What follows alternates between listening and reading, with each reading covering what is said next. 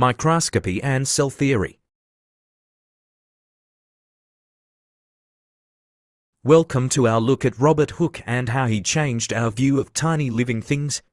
Today, we'll explore what he discovered through microscopes.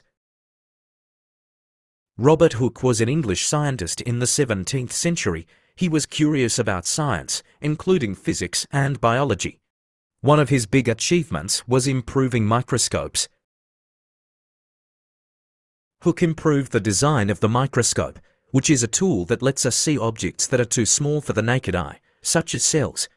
He made microscopes better and wrote a book in 1665 called Microscopy to share his research. One famous discovery of his was looking at cork.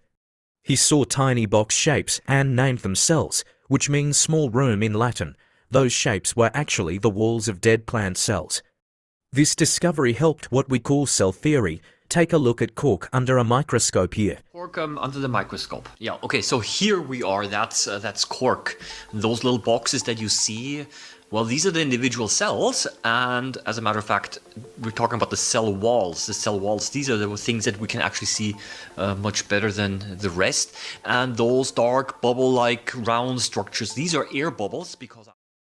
Here are some examples of what other types of cells can look like. There are three different components of the cell theory. All living organisms are composed of one or more cells. The cell is the basic unit of life, and all cells come from pre-existing cells. Today, scientists use microscopes to study everything from germs to human cells. Hooke's work still helps researchers understand life and exploration in science. Every great discovery begins with a question and a desire to look closer.